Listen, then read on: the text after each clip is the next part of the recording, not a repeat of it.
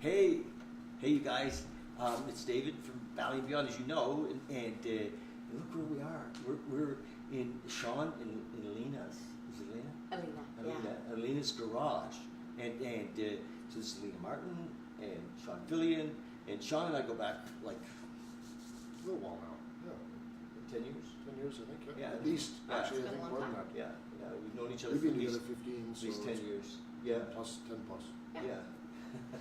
We have stories. But Sean has this vision of really helping people, the world, create the facility to grow food inner city and in their home, really, or in large facilities, but indoor growing food. And he didn't know, but I'm so on board with that idea. I think that's just like, it's the future. It's unquestionably the future, especially when we live in the north. But inner city gardens are the future, for that short season we have. But then we're going to be able to grow food on an ongoing basis, so Sean has the vision, right? Correct. Yeah, and you're going to make it happen. She's the business. Yeah. You're the I'm the business. Yeah. I'm the business. I'm the execution. Nice. Yeah. So he's the visionary. So what I'm hearing is you're not in the business. You want to sell food. You want to sell the systems, Equipment. Yeah. the equipment. Yes. And help people create. And to what scale? How big? Well, gosh, it's a big question. I mean, the equipment that Sean's been inventing here over the last year and a half is really equipment that could be used for small entrepreneurs. So you could get a small local grower that wants to contribute to the food cycle by growing, let's say, 1 or 2 items, all the way up to large scale, which is multinational organizations that could control food supply chains or could grow food. I always say, take a big downtown tower. Yes. You could take our equipment and basically build a vertical farm in the middle of downtown Calgary and some of this empty tower space that's today. So all the way from small and then all the way up to sort of a very, very, very large scale. So are you going to be the person who kind of tools up, because it's all going to be made, it all has to be manufactured? Correct. That's correct, yeah. Why don't you answer that one? Yeah. Well, I've got all of my manufacturing and partners in all the different industries, and actually most of our equipment is built here in Alberta, which we're quite proud of. Wow. Yeah, absolutely, and even the soil that we're working with, big shout out to Rob Lavoie there at Airterra. He's been helping us. He is the biochar expert, and most of the biochar, which is our main ingredient from our soil perspective, comes in sources from here in Canada. So we're trying this could be diversification for Alberta? Oh, absolutely. I've heard there's a need. Yeah. I mean, you mean away from oil and gas? Food, jobs, and education. I love oil and gas. Absolutely, we do. It's the foundation of our city and of our province. Yeah. But there's an opportunity here. I always love what Sean says, is agriculture is actually our roots in Alberta. Of course, yeah. Agriculture is where we come from. Agriculture is the genesis of what has built this city and Edmonton and many, many, many other cities. And so there's an opportunity upon us right now to utilize technology and marry that with agriculture and build a new industry, which is called ag tech. And we're certainly not the only ones, but there is a big movement that's happening in this space that I think can really address needs like food security and food scarcity and being able to really, and it sounds cliche, I always say that kind of farm-to-table movement concept, but that's very real when you're using somebody's equipment or you're growing just like using our farm. Nice. Like I've always thought that we're vulnerable. Here we live in Alberta, and we're dependent on California or Mexico or for our food. And what did you say? We have 3 days supply. That's it. 3 days of food on hand. 85% of our produce. I mean, these stats you can check out online. I think the government of Alberta, government of Canada, agricultural, different websites. Most of our stuff is brought in from other countries, and we are dependent. And the other thing that's challenging is when you take a particular produce from its mother, the nutritional value is pretty much nothing. So when that is transported, imagine what you're actually putting on the table in front of your So if it's been harvested in October, like apples. Right. Can you grow apples? Why not? Why not? We've been able to grow everything that you can possibly think of. Beets. I mean, Beets, oh yeah, our beets. whole mission is we're kind of beating a new path. We're not a hydroponic. No pun intended. Beating a new path. And I have to go. I have another meeting. I'm really sorry I can't stay for longer. So I just sort of popped in. You did, and I'm so grateful that we got to see, first of all, that Sean isn't alone in this. That's true. And That's true. Thank goodness. Yeah. That you're you guys are working together. That's Yeah, amazing. I well, know, it's the Sean, genesis of how family you do it. business, right? Yeah. You know, after 15 years, I've got them figured out a little bit. Yeah. No, it's been great. You know, it's funny, when we decided that we were really going to pursue this business full time, I mean, we're working full time on this business 7 days a week, 365, and That's making the some great entrepreneur's traction. life, right? That's right, it's an entrepreneur's life. We're used to that lifestyle, so it works for us. But I think we've learned we have different skill sets, which has been super helpful. And Wow. you know, Sean really wanted something for our family and something for our community, and this really resonates with all those things. And so it's exciting. It's exciting to be part of it. Well, I think it's great So. that you're excited about it. Yeah, I'm really excited. And I had no idea. Yeah. You know, this for me, like putting the two of you together. You know, the energy of both of you. I'm really imagining this is going to be huge. Yeah. Yeah. Thank you. I'm excited. Okay, I'll see you later. We have a Give me a meeting. quick hug. Yeah, thank you. Okay. Thank you for coming. Yes, you bet. Thank you. It was nice meeting you. Guess Bye, we'll see you guys. later. Bye. Yeah. I'll switch seats. Enjoy wherever you're going. Here we are. Yeah, shift gears. How do we continue after that? She's pretty dynamic. Oh my gosh. Yeah, yeah. Wow. I was chasing her for a long time to come and help me out with this big, hairy, audacious goal that I've got behind us, and I'm very thankful that she's joined us. Have you done some work with Alex? You know, Alex, since the men's group, I haven't actually. Because he uses that big, hairy, audacious goal. Oh yeah, yeah, and you know we all use these Yeah. key words, and sometimes they stick, sometimes they don't. I don't mean to peg myself on that, but it's to create food, jobs, and education. It's going to take a community to make that happen. And as most folks know me, I beat the pavement as much as possible, looking for others to help spread this message and work together. So As a tell me, community. you know, give me like 10 of the whys. Why should we? Is this going to happen? Well, Why does it need to happen? food security is one of the biggest reasons. So that's a bit fear-based. Is there something? Yeah, there's some fear-based, but if we could actually, so children actually understand more about Chicken McNuggets than they do where their food is coming from. Yeah. So our big mission, farm, eat, learn, as you can see. I mean, we want to create the farm equipment so that we can employ people and give back to the community. We want to teach and educate our kids and learn. We want to get kids back, their hands in the soil, and understand and have that food transparency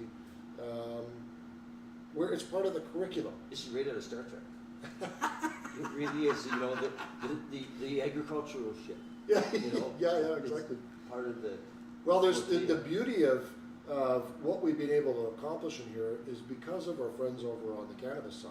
Oh. Cannabis is basically driving the forefront of LED and full spectrum technology, and I've been on the sidelines waiting to get into agriculture for a long time, but the cost of the acquisition or the equipment to put this together was so large that there was no return on investment. So we waited, and last year I wanted to put together a community, like a cooperative development based on agriculture.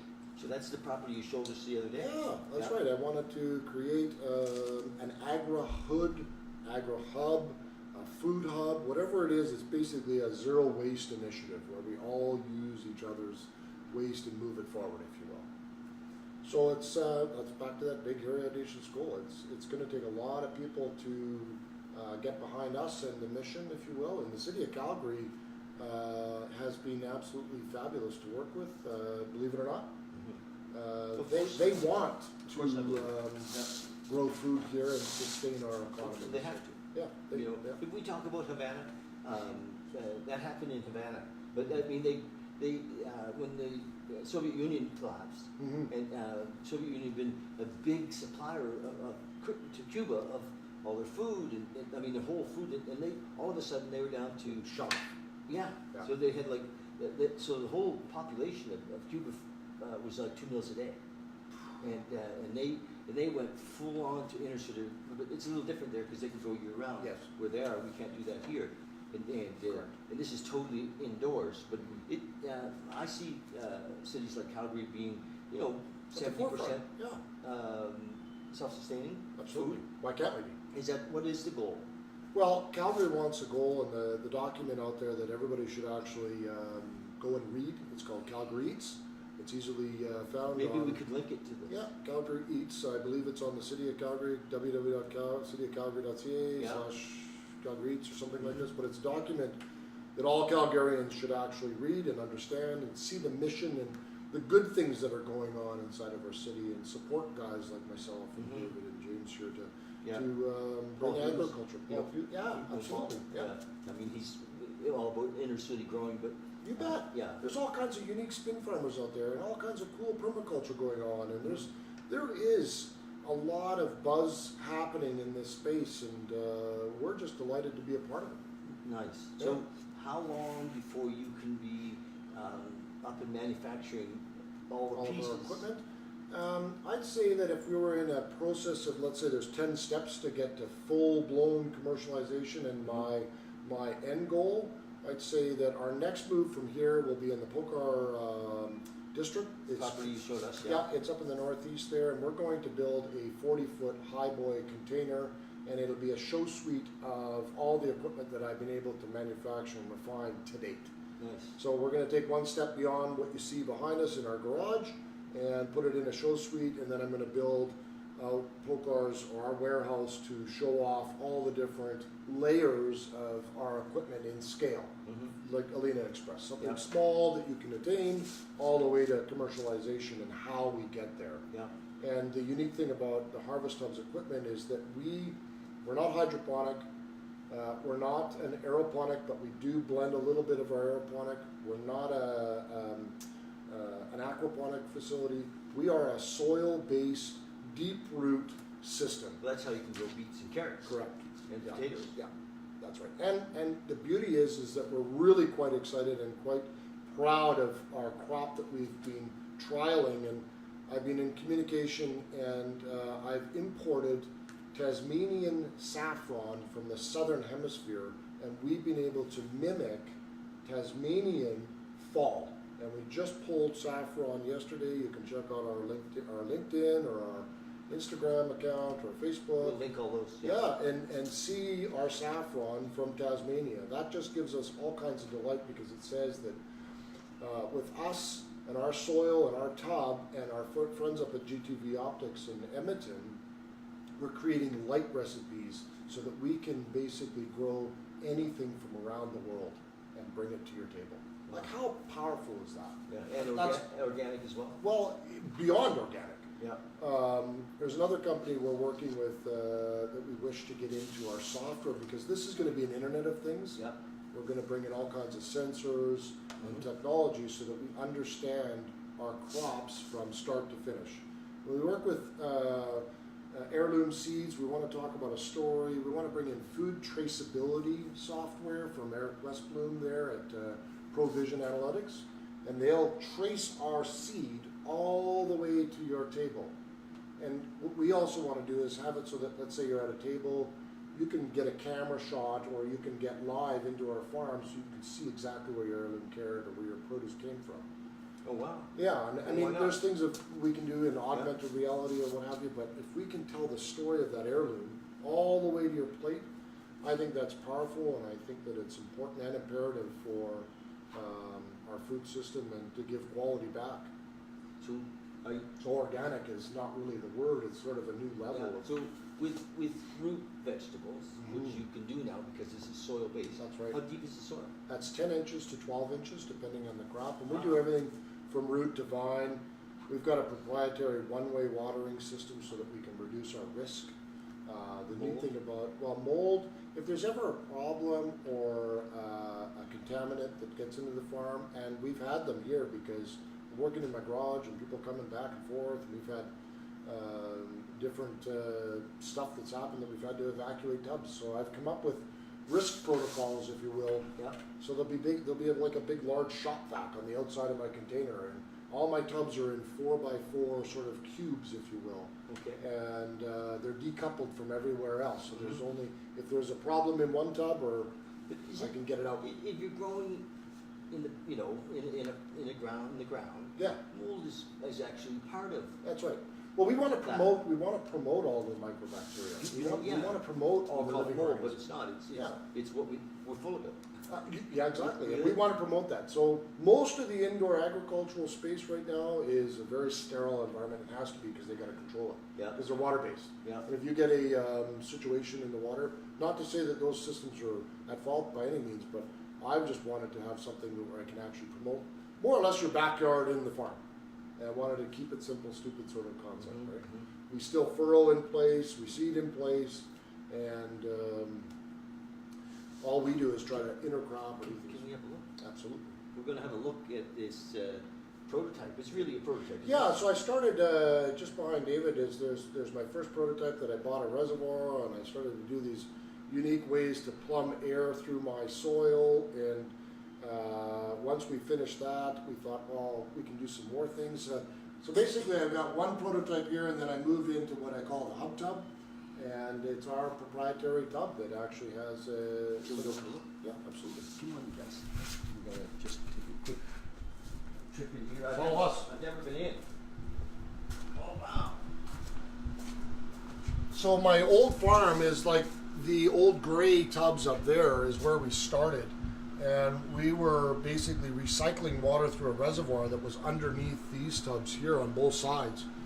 And what that did is create all kinds of problems, from moving water, harvesting, because in indoor agriculture space, every square inch is imperative. Yes. So we're just playing around with various concepts of height, and G2V up in Edmonton is working with us on various technologies to help us adapt to plant height and canopy height and soil temperatures and all this jazz. And in the future of our farms, our racks are going to change to 4x4 cubes so that we can scale into anywhere. We'll have a new building envelope beyond our container, and then all of those are going to have drawers on them, which is going to make them very So ergonomic. the rack can move in and out? Yeah. How about up and down? Up and down, we don't need that because the lights will adjust. Okay. Why would we need to have the racks go up and Yeah. down when we've got the lights working for us? Easier to make the lights Yeah, move. yeah, absolutely. So, Can we go inside? yeah, let's do it. Whoa. Wow. So what's growing here? Well, this is the Tasmanian saffron, and I left one bulb up there. I'm going to be harvesting that one here, and you can see I've harvested here. There's a new flower coming here. But we're over the moon with the fact that it's growing. This is 100% biochar, and it's coming out. So we're just ecstatic. And over here is an heirloom Paris carrot. And this is some of our new soil blends. Okay. And that was our first tub that we kind of created, if you will. And carrots. Yeah, heirloom carrot. Yeah, they're they look like a little golf ball. They're a Paris heirloom carrot. They're from Heirloom Seed Vault, which is again here in Calgary. Jim has supplied us with those seeds. Nice. And then I'm basically trialing 2 different soil combinations, with biochar being the main base. Yeah. And what I'm showing or working with here is that in indoor agriculture, you have to have crops moving all the time because, profit is key in order to keep the equipment at cost at bay, if you will. They have to have a good, robust ROI. So what I've done is I've planted a pea shoot. I had some pea shoots left over. I threw them on the top because I'm like, okay, well, why don't I grow microgreens while I'm waiting for the saffron to grow? Okay. Saffron, you can see my little flower coming up there. So the saffron generally is 6 to 8 weeks, maybe on the outside 10 weeks, and then they go dormant again. Okay. So if I can actually do 2 rounds of saffron per year, I've already beat what's happening basically around the world. Wow. And I can shut my lights off and harvest. So Forgive me. pretty cool. What's saffron for? Saffron is a spice. Yeah, It's I thought so. Okay, the world's most expensive spice, and it's also a dye. You can use it to dye fabrics and I pigments. see these flowers coming here. Yeah, isn't that cool? Like Yeah. flower. So is that where the pay dirt is in the saffron? Is in the flower? In the stigma. So the stigma is this little red. See that little red deal sticking out there? Yeah. That's the stigma. And that's so. The reason saffron is expensive is because it's hand picked. Yes. It has to be picked at a certain time in the day, or by the time the sun gets at it too much, it'll erode the quality. Like a mushroom. Like a mushroom, yeah. So you have to pick it at a certain time when it blooms, and then it finish its time in the ground, if you will, and then it comes out perfect. And that's what I was getting at when it comes to having your crops at full harvest. Like, so the nutritional value is at peak. So these could go 20 feet high. You can go as high as you want. Yeah. Absolutely. Maybe in a warehouse Yeah. where there's a 24-foot warehouse or Yeah. whatever. We built these farms so that they are modular, so they can go from 4x4 to 40x40. I don't care how big, it doesn't matter. They're 4x4 and they can go up. And we build gantries in between so that everybody can keep working until we actually work with robots. Yeah. I mean, our goal would be, how fantastic would it be to bring in a robot and teach the robot what the stigma looks like and when to pull it. Oh, like how cool is that? Yeah. Yeah. So that's sort of a nutshell. And then I've created a proprietary tub. You can feel my soil breathing. So this soil is, the porosity in this soil is unbeknownst to anybody else, and that soil is breathing. Wow. So I'm actually exchanging the CO2 in the soil with the top of the crop, and that's just one of our intellectual property, I guess you could call it, or one of our ideas that's come to fruition. Keeping an eye on what other people are doing around the globe. Oh, well, our mission right at the beginning was to create a development based around agriculture, and I wanted equipment like this. I couldn't find it, so I had to build it. Yeah. That's it. Right. And So like Elon, are you going? Elon, yeah. Are you going? Wouldn't I love to be in the same stratosphere as that guy? Well, he just created something like you are. Sure. And so you are. And, Well, we are creating something, absolutely. Yeah. You know, This is not a competition. You're actually creating something from nothing. and it's working. You know, Yeah. that's the cool thing. And so I kind of went from the gray tub, and you know what's funny is that I came up with this really wacky way of irrigating, because if you think about a tub and you have to remove it from the rack, it has to move.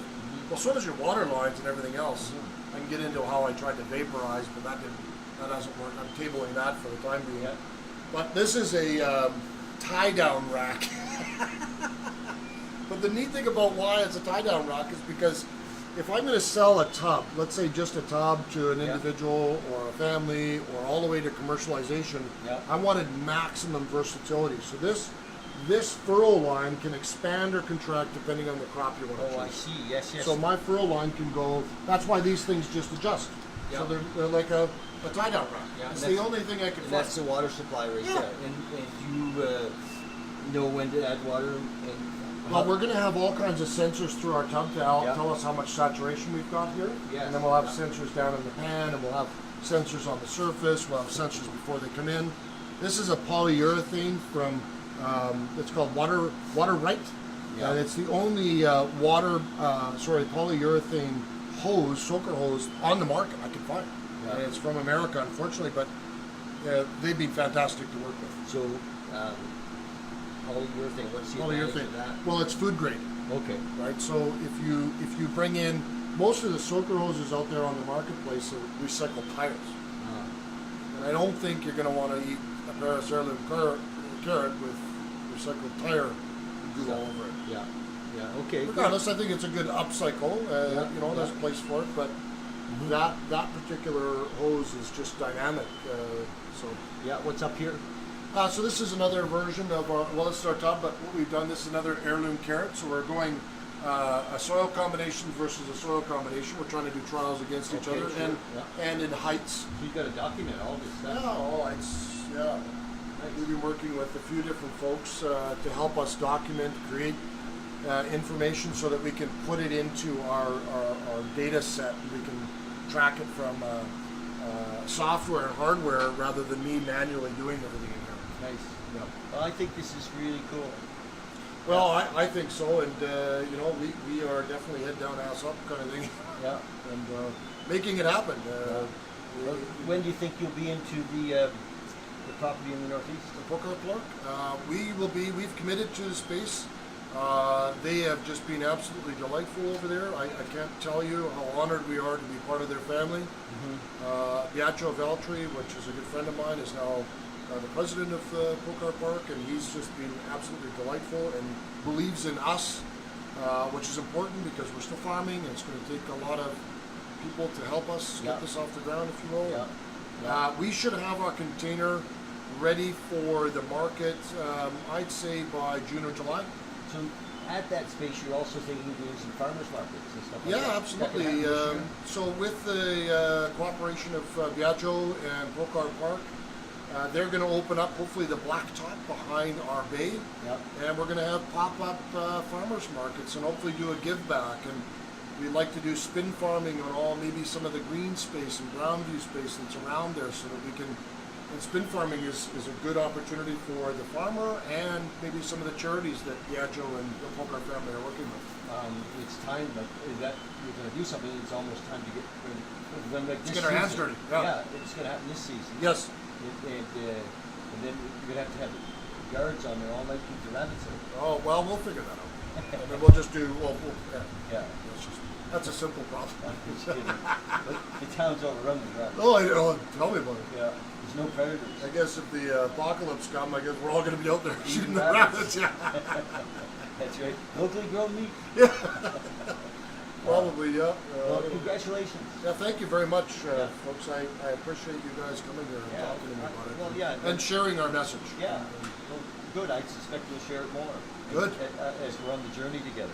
So that's really exciting. Well, you guys, that's just something different than we've ever talked about, and I think it's really cool. It is the future of agriculture. I believe that agriculture, and especially in the northern hemisphere, you know, we need to take, you know, kind of control of where our food's coming from, and Sean's at the leading edge of that, and which is pretty exciting. I see huge warehouses where all our food's going to be grown, and so from the earth to table will be like less than 48 Seamless. hours. Yeah, Seamless. just boom. Yeah, boom.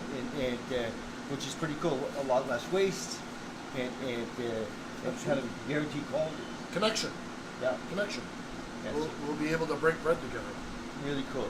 All right, we're going to leave you. Love you, and check us out on YouTube, and we'll put all the links on here so you can see what Sean's doing, and because he's got all his posts and all his social media and that kind of stuff. So we'll put them here.